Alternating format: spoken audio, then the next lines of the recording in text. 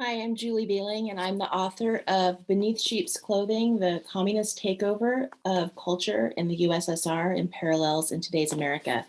And I just recorded a video yesterday detailing the Marxist roots of wokeism. And I needed to add a few more thoughts about some things, specifically relating to the topic of exposing young children to sexual content in our public schools and how this relates to the Marxist agenda. It very much does. And please watch the video I previously recorded on the roots of Marxism, at the root of wokeism, and then you can watch this.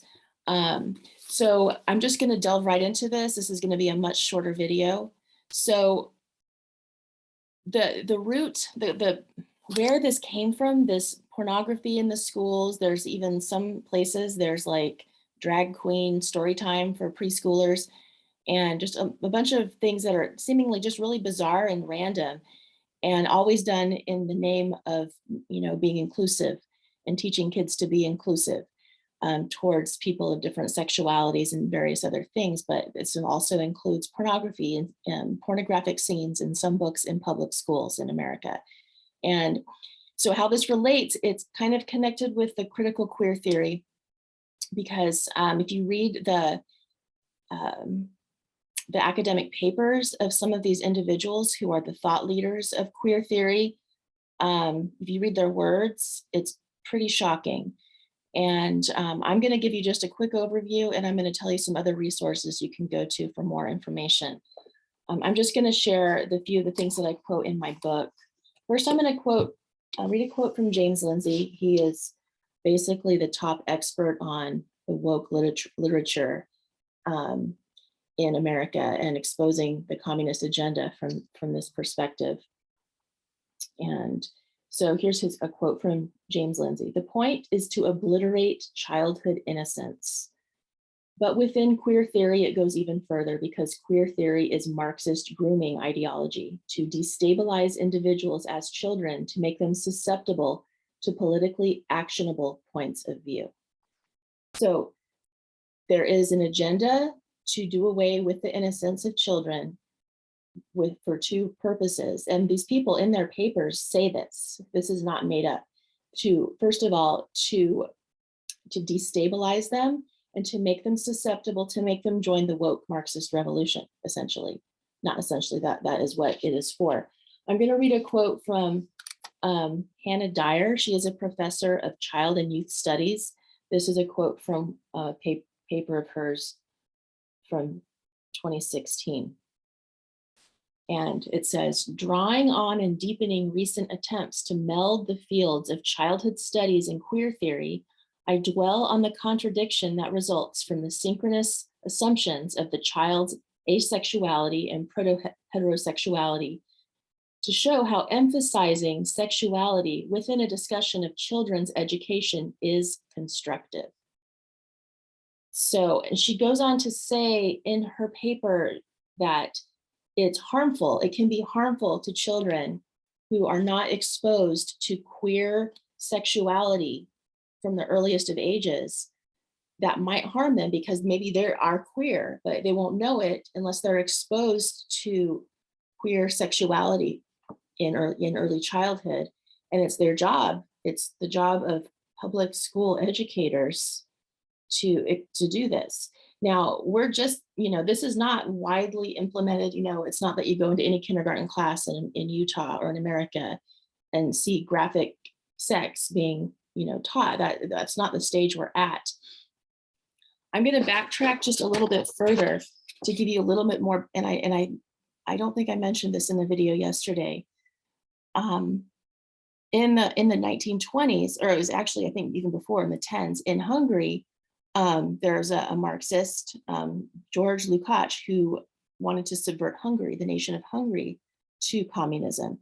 And one of the things that he did is he went into all the schools and did this. He did all this hyper-sexualized content for the young kids, because they knew that that would destabilize, that would separate them from their families of origin, from their mainstream culture, bring them into the Marxist fold and help them have their little Marxist revolution.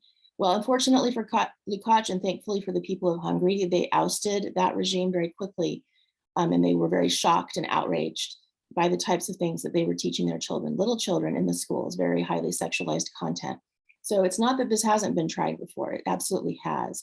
And I will also say that in the Soviet Union, they did experiment for a time, not specifically with queer theory, but they did experiment with doing away with all sexual bounds and just a free for all where, you know, they encouraged the young men and young women to go and have fun and not worry about pregnancy. No one was going to be responsible. And then the state was going to raise the kids. And they did that for a while. It did not work out so well. It was so destabilizing for society that they completely reversed that. So I guess this tactic is used just when they need to destabilize a nation to subvert it to communism. And that's looks like where we're at.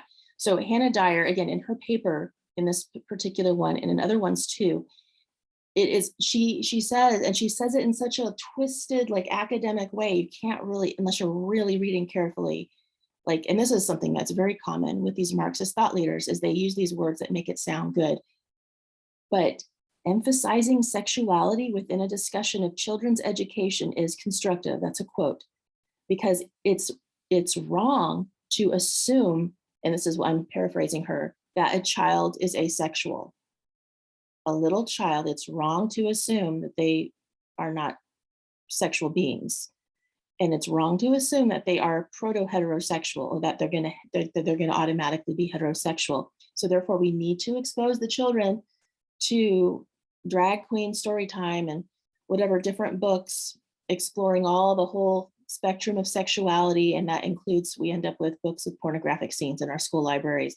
Somehow in the state of Utah, somehow nobody is willing to put up with the heat to remove these books. And I'm going to go back to, if I can find my diagram from yesterday. It's actually now the 5 levels of communist enablers. And most of the people implementing the Marxist agendas in our schools are not avowed communists. Some of them might be communist sympathizers, a few avowed Marxists, avowed communists. The vast majority are dupes. The woke, they think they're doing good. Social justice, it sounds good. They really think they're doing good. But the problem is, again, social justice takes a great truth. There are groups of people who have been oppressed and we should help them. Marries it with a big lie that the way we should help them is by tearing down society and destroying the institutions of society, thus enabling a new power structure to come in and assume authority. And that power structure has never been benevolent, so FYI. But then we have the level 2 dupes who are scared of the repercussions of standing up to the woke, standing up to this agenda. They may not understand, they usually don't understand, but they don't like being called a bigot.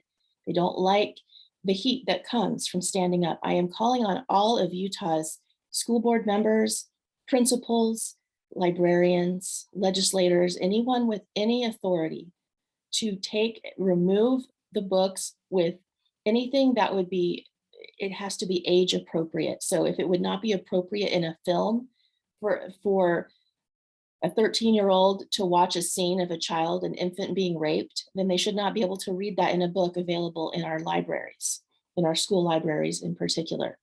Please, or any library for that matter, please remove these pornographic books. Please do whatever is needed. There are millions and millions of parents in Utah who will stand behind you and who will back you on this agenda, the vast majority. I urge you. Thank you so much.